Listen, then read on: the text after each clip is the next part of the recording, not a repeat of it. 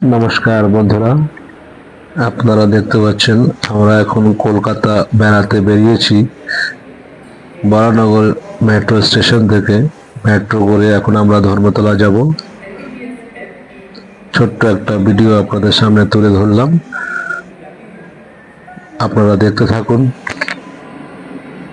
আমরা এখন ট্রেন আসার অপেক্ষায় দাঁড়িয়ে আছি, আপনারা দেখতে পাচ্ছেন।